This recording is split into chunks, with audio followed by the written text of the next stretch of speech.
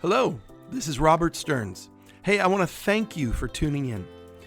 I really believe that learning is one of the greatest joys in life. And one of the greatest ways to learn is simply to have meaningful conversations, both with those who come from a similar background as yours, as well as those whose background might be very different. So my hope is that as we connect and converse with leaders from all around the world, that we will learn and grow together. If you're new with us, hit the subscribe button and we'll deliver the new episodes to you right away. So wherever you are, on a run, in the car, at the kitchen table with some coffee, welcome to the conversation.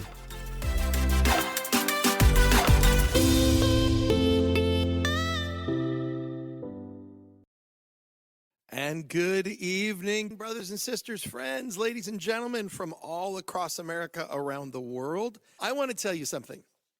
About 17 years ago, a courageous young rabbi from Long Island, before it was kosher for Christians and Jews to cooperate together, before any of this kind of conversation was happening, there was a courageous young rabbi named Rabbi Jonathan Muscat, and he was from Oceanside, Long Island, and he reached out to me, and he said, listen, we're hearing about you Christians who support Israel, you Christians who love the Jews and appreciate the Jewish roots of the Christian faith, and he said, would you consider coming and speaking at my synagogue? Now, I want to tell you, I'm trying to remember. It may be, I think it might be the second synagogue or the third that I ever spoke at in my whole life. Now, Baruch Hashem, I've had the great honor and privilege of speaking at synagogues all across America and all around the world. Well, that courageous rabbi was our guest this evening, and we are so thrilled to be making a reconnection with this amazing rabbi of Young Israel of Oceanside. He's been there for 16 years. He has 5 children and several grandchildren. He was an attorney prior to being a rabbi. That's got to make board meetings very interesting at your synagogue. So it was all those years ago that I had the privilege of meeting my friend who I've reconnected with, and I'm going to introduce you to momentarily. But he was an attorney. He has a degree, can you believe this, in medieval Jewish history. Boy, that's got to be some intense reading to read about medieval Jewish history. I think there's some heroes, and I think there's a lot of painful anecdotes in the Middle Ages. And that's why we rejoice in this new level of cooperation, this era that has dawned upon us of friendship between Jews and Christians and the rebirth of the state of Israel. And now, to get to this week's amazing edition of Bishop and the Rabbi, help me welcome all the way from Oceanside, Long Island, Rabbi Jonathan Muscat. Rabbi, great to have you. There you are. Great to be speaking with you. Great to reconnect with you after all these years. It has been far too long, my friend. It's been far too long. But you know, there's that beautiful Yiddish word. If you can't figure out a word to say, go to Yiddish, because Yiddish has got it. And the word is beshert, right? It's beshert. Like when the timing is right, it happens. So correct. We've been separated for a long time, but it's a beshert moment. And how are you? How is your community? How's your beautiful family? Tell us. Thank you so much. First of all, it's great to reconnect with you. You are a true friend of the Jewish people, a true friend of Israel. It's wonderful to reconnect. Thank God our synagogue is doing very well. It's obviously been challenging for many synagogues because of the pandemic. But I think that when you have a synagogue that has a strong mission, a strong set of values, that as soon as it is medically comfortable, medically clear to come back. And we've been doing during the pandemic, there were times we did a lot of things on Zoom when we weren't able to come back to the synagogue. But as soon as we were medically cleared, there was a tremendous thirst to return, because if you have core values, and that's what ultimately brings people together, So then we come back. And thank God, Baruch, as you said so well, Baruch Hashem. Well, that is beautiful, Rabbi. And let me just ask you. I'm going to go out on a limb here and just ask you. I'm not kidding. When you invited me to speak at your synagogue, this was a courageous act on your part. I mean, today the phenomenon of Christian support for Israel is much better known. Thank God, the past 20 years have borne good fruit of this work, of this friendship, this cooperation. But you were really going out on a limb, and what does it mean for you You're an Orthodox rabbi, so you don't. How do I say that? You come at things from a very grounded perspective. How is it for you to see this friendship that has grown between the Jewish and Christian community over the past few decades? Listen, I think if there is what to connect with, that there's an alliance of values. So there are differences in terms of some of our beliefs, but I think there are many things that connect us, especially in a world where religion in the public square is becoming less and less and less, and perhaps one of the greatest dangers facing our communities is really a lack of faith at all and moral relativism. And I think the idea of having grounded values and having allies where we can find ways to connect, I think that that's a wonderful thing. Well, And so, absolutely. Beautifully said. And we don't have to completely agree on everything mm, to find wonderful things to agree on and to cooperate on. And that's the beauty of friendship. The book mm, of Proverbs says that one man sharpens another. Friends should sharpen mm, each other. They should help, great mm, conversation and growth to take place. correct. We Well, also made, fantastic. yeah, I just want to also let you know, thank God we made I have three married children. I made two COVID weddings. So it was interesting. I made one COVID bar mitzvah and two COVID weddings. So it was interesting. Some bumps along the road, but again, when there's a will, there's a way, and God helps. Tonight, folks, we're turning in our Bibles to really one of the most epic, extraordinary parshas. It really becomes the turning point of history. We come to Lech Lecha, Genesis chapter 12, where Hashem is speaking to Avram. He's not yet Avraham. He is still Avram. And the voice of God comes to Avraham. Avraham lives in Ur of the Chaldees. Remember that there is no such concept as monotheism at the time. There was only polytheism. And in the midst of this cacophony of all of these gods and all of these, forces of nature and all that was happening, I think there was a lot of moon worship, if I remember right, in Ur. That was one of the main gods in the neighborhood. In the middle of all of this, somehow in Avram's heart, in his mind, in his nefesh, in his soul, he hears the voice of Hashem. He hears one voice that penetrates through all the noise and grips his heart. And that voice says to him those words, Lech lecha, Avram, get up and go. Where, God? Where am I supposed to go? Oh, you're on a need-to-know basis. I'll tell you as you go. I'll tell you as you journey. And Abraham began the journey of faith that in many ways, everyone on this call tonight and those who will see it in the future, we are all still fulfilling Abraham's call. Rabbi, honestly, you scored the jackpot. This is a great parsha to share with tonight. So bring us some thoughts from this amazing parsha, Lech Lecha. I think you said it so eloquently. Abraham or Avraham, he answered the call, he felt the mission, and he never wavered. And that's the key to true faith. True faith is not to waver even when things get tough. You titled, I think, this session tonight, "The Famine," because God tells Abraham, as you said so well, a need to know basis, and that's really the key. In other words, God promised Abraham, "I'm going to make you great, make you famous." You think, "Oh, it's great, it's wonderful," but what does this mean? Right? God Right. tells him nothing and he ventures, he follows exactly whatever God tells him to do. And as soon as he gets there, what happens? There's a famine in the land. And like you can imagine, Abraham thinking to himself, what's going on here? He promised me wonderful things. He promised me that I would inherit this land. And immediately after I get there, what happens? I have to leave. And yet, Abraham never wavers. And in fact, there's a foil.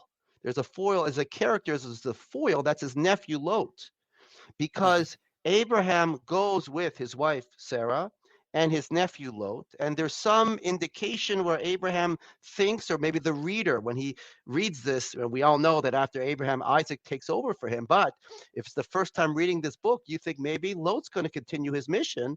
He's the nephew. Right. And what happens? They go down to Egypt, and as soon as the famine is over, they return from Egypt.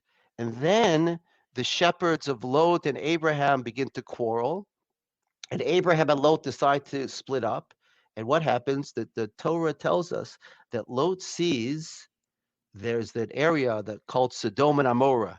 And those are known as cities where there's people who are obviously behaving badly. Those are like the key cities of bad behavior.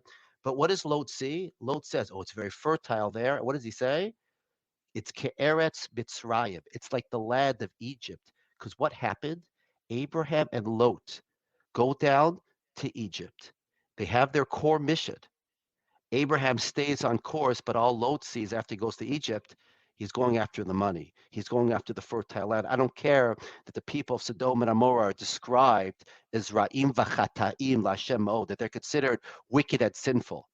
And the key is, I mean, this is, as you mentioned, this is the jackpot parsha. This is the Torah portion of faith, where we see the knight of faith not wavering and being on track despite all the little bumps on the road, which is an inspiration for each and every one of us, because we go through challenges, we go through bumps along the road. And by the way, Rabbi, the bumps were not so little. I mean, he really faced. I often will preach, and I'll hold up the Bible, and I'll say, show me someone in this book who had an easy life. Show me someone in this book who had an uncomplicated life. To live a life of faith is to live a life of courage, to live a life of bravery, to live a life that goes against the grain of what makes sense only if we're living by our worldly passions. And Rabbi, what I think you're pointing out so lucidly is that Lot was making decisions that were momentarily advantageous. They might have been advantageous financially or in the moment, but they were off mission. Abraham was on a mission, and Lot was content to settle and not worry about the mission. Right. I mean, Go ahead, go for it. I'm saying sometimes you think about it, where we spend years and years working on something, and will we ever see the fruits of our labor? And one could argue, when Abraham died, and not in this parsha, but what's going to be with his mission? Hopefully it's going to work. He had faith in God. But if we were just to, end his story after he died, okay, so he has one son, Yitzchak, one son, Isaac. What's going to be? And sometimes you can work and work and work, and you wonder, is it going to pay off? But we see this whole Bible comes from Abraham's heroism. And right, the idea of a mission, as you so eloquently pointed out, it requires hard work. But at the end of the day, with everything, the hard work pays off, again, if it's focused on the mission. Well, there's so much in this incredible parsha that you're walking us through, and two things that I see about Abraham. When we look at first of all, let me just point out briefly a famous verse that so many Christians have taken to heart, which of course is Genesis 12:3. It says, I will bless those who bless you, and I will curse those who curse you, and through you all the families of the earth shall be blessed. And we think about the incalculable gifts that the Jewish people have given the world. We think about, and I'll just reference you as an attorney, you think about the fact that the rule of law okay, that fills all of the Western world. I mean, it's based on Mosaic law. What we view as the canon of law, it really all goes back to Sinai. It goes back to that encounter moment at Sinai where the law is given. I mean, this is just one of countless sources of inspiration and beauty and power and effectiveness that the Jewish people have given the world. Yeah, I mean, I think it's maybe it's an obvious point, but it's not necessarily so obvious in that you could make the argument that maybe we're supposed to be an insular society. And the answer is no, that our job in as Jews, as children of Abraham, is v'nivrachu v'cha kol mishpachot ha'adama, that everyone should be blessed through us. Our job is to teach the world, to be educators for the world, to show them the light of God. We say that in the book of Yitro, when the Torah is about to be given, we are called Mamlechet Kohanim Vogoy Kadosh, a kingdom of priests and a holy nation. The whole Jewish people, the entirety of the Jewish people is considered like a Kohen, like a priest, as an intermediary to the world. That our mission is, as we recite in a prayer, each and every day, 3 times a day, there's a prayer that we say at the end of our prayer service called Aleinu. And in this prayer of Aleinu, the first paragraph is more particular, speaking more to us, the Jewish people. And the same time, in the second paragraph, we say litakein olam b'malchut shakai, that our job is to engage in what some people call tikkun olam, to sort of share our visions and our values with the rest of the world. And Abraham, by the way, in this parsha, has a very interesting method of achieving that goal. It's not by force. It's he builds an altar and he calls out in the name of God. He doesn't. Rabbi, I was Yeah. just going to talk about, that was Okay. the next point I was going to make is verse Okay. 7, Okay. that there are several points, but over and over again, we see Abraham, and then it's passed on, right, to Isaac and Right. Jacob, this concept of building altars, having these moments of, kind of divine encounter, divine promise, divine memorial.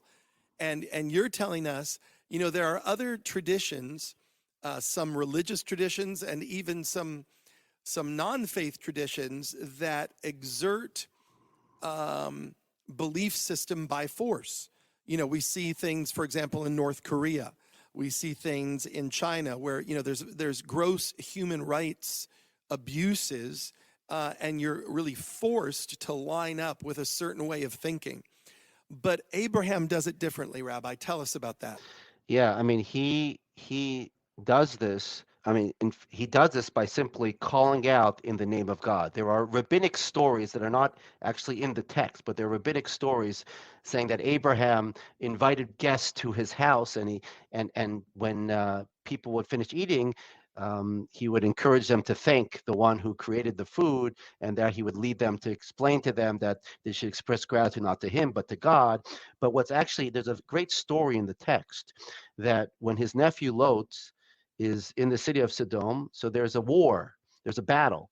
There are 4 kings against 5 kings. Lot is in Sodom, and the city of Sodom allies itself with 4 other, I guess, city states, and they wage war against 4 other city states, and the 4 city states win, and they capture Lot. And Abraham tries to fight. He gathers his men, and he's a man of peace, but he has to rescue his nephew Lot, and he defeats the 4 kings. And we have to just pause for a moment, because at that time, when Abraham defeats the 4 kings, he is now the superpower in the land of Canaan. He is the head.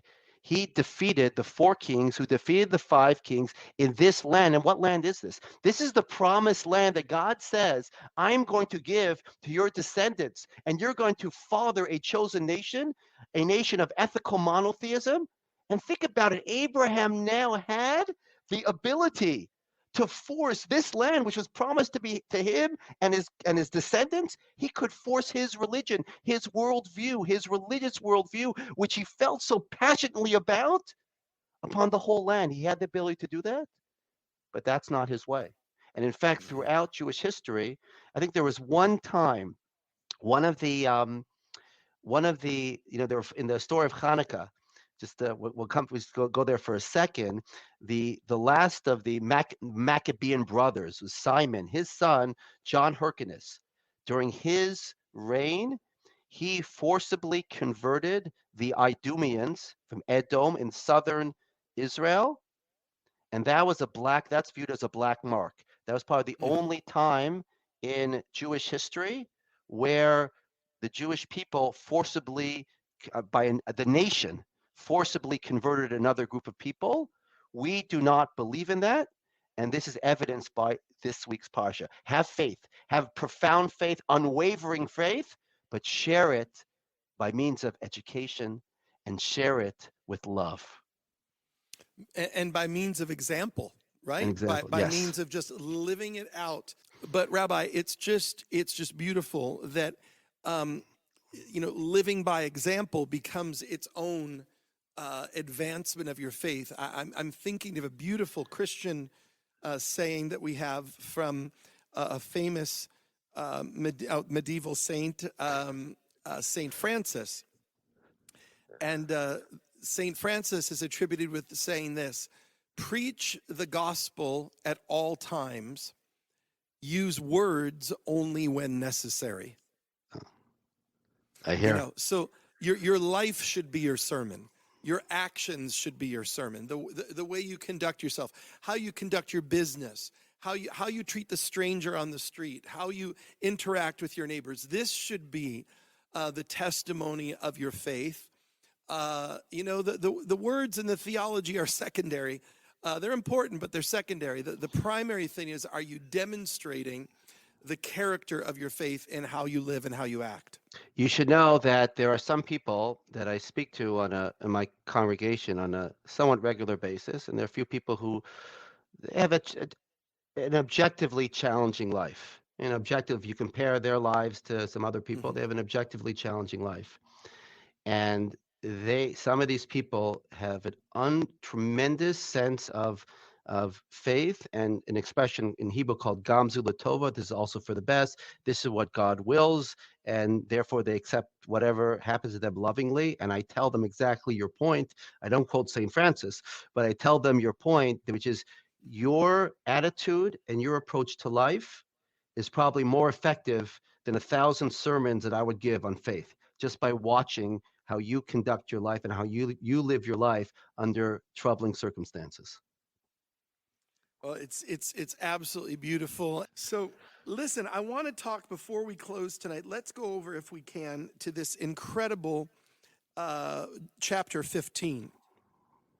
Chapter 15 says this: sometime later, Hashem spoke to Avram in a vision and said, "Do not be afraid. I'll protect you. Your reward will be great."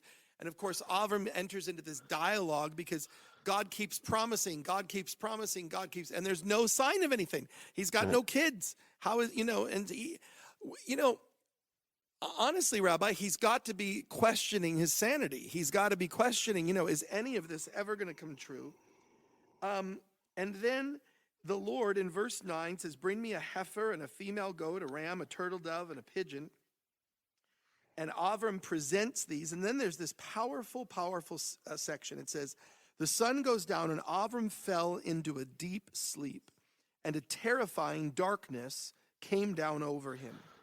Then the Lord said, 'You can be sure that your descendants will be strangers in a foreign land where they'll be oppressed as slaves for 400 years. But I'll punish the nation that enslaves them, and in the end they will come away with great wealth.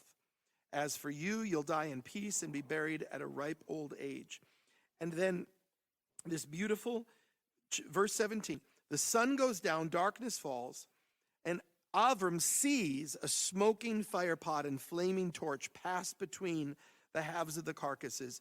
So the Lord made covenant with Abraham that day." Rabbi, talk to us about the power of God's covenant? A covenant is binding on both sides. It's binding on the Jews and Abraham's descendants, and it's also binding on God. I want to share a beautiful comment by a great um, sort of late medieval rabbi, the Maharal, and he asked the following question. And there's a rabbinic tradition that before God called out to Abraham, that Abraham, when he was younger, he started believing in one God and he quarreled against everyone around him. And there are a lot of heroic stories. There's even a miraculous story, according to some traditions, that he was thrown into a fiery furnace and he was miraculously saved. And yet, the Torah is silent. The Torah does not mention any of these stories before, unlike, for example, the Torah tells us by Moses. Torah tells us the early life of Moses. Torah doesn't Hmm. tell us the early life of Abraham, why he was chosen. And the Maharal explains that the reason why the Torah doesn't tell us why why Abraham was chosen, is because it's irrelevant for our purposes. The Hmm. point is simply that he was chosen. The point is simply that we have a mission. We as Jews are not allowed to abandon our mission, Hmm. but God cannot abandon the covenant either. And God is telling Abraham in this covenant, regardless, I am with you. Yeah. There might be sins, there might be bumps along the road, but I, says God, am never going to abandon you. And sometimes, we can feel in our own lives, we struggle with our faith and we feel that God doesn't love us and we feel that we sin and we're human beings, so we make mistakes. It's natural when you're a human being to make mistakes. We all make mistakes. And there are times we feel closer to God, there are times we feel more distant than God. But one thing's for sure, that the covenant that Abraham's children with God will never be broken. And that's the Hmm. promise in this great parsha. Absolutely incredible words. I had the privilege just last week. I was in Dallas and shared the podium with Vice President Pence and with my dear, dear friend, Ambassador Gilad Erdan, who's been my dearest friend for 20 some years. And the three of us shared the pulpit, the podium at a great banquet in celebration of Israel last week in Dallas. And just to be in that room and to see Jews and Christians united together, living out, Abraham's dream, living out in our time. Everything's happening there. Israel is in the land. His descendants are as numerous as the stars in the sky and the sand on the seashore. And Israel is being the Or HaGoyim, the light to the Gentiles. And the word of the Lord is going forth from Zion and from Jerusalem. We live in a day of a reunified Jerusalem. The exiles have come home from 106 nations of the earth.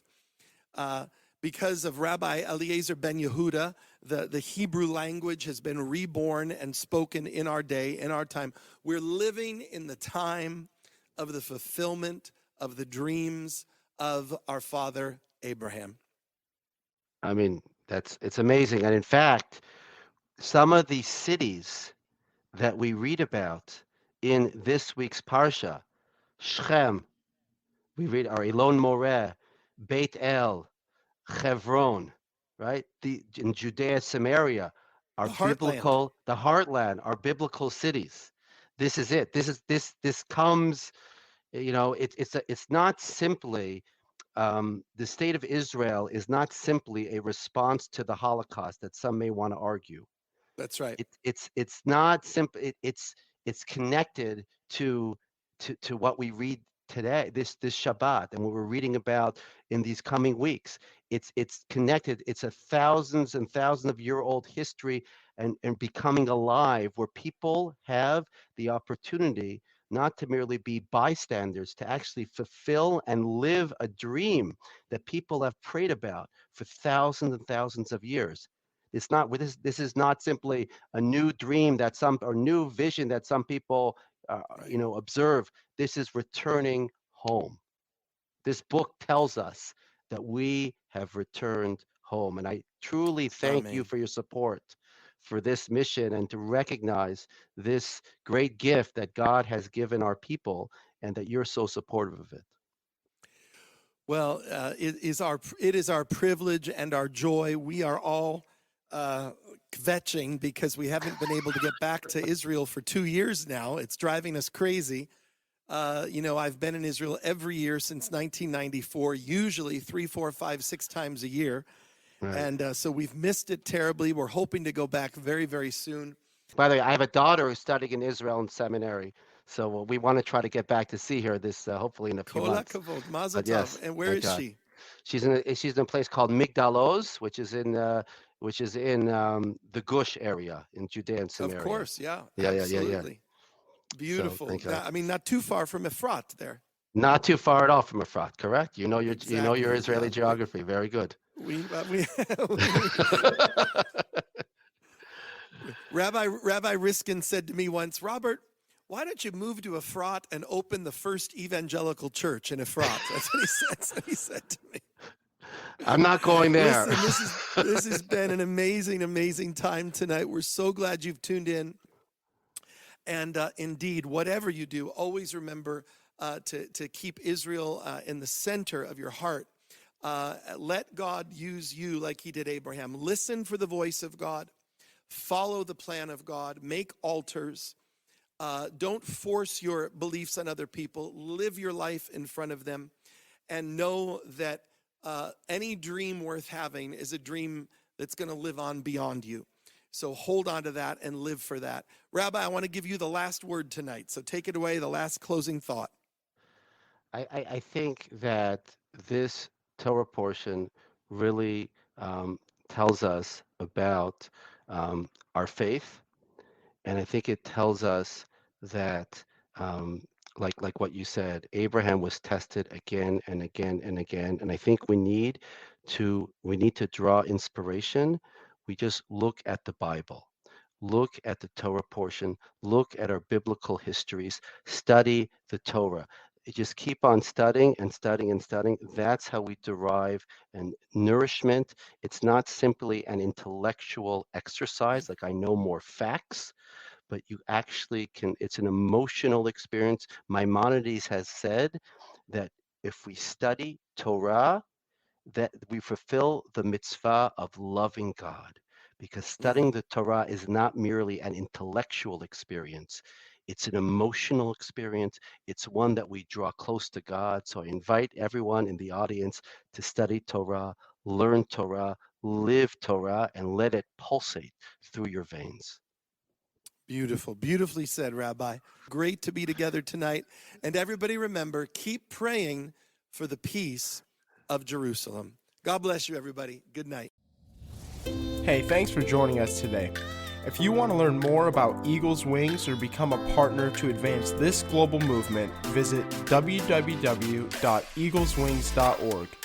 Make sure you're following along on Facebook at Robert Stearns and Instagram at Dr. Robert Stearns to stay up to date and get the latest on everything that is happening.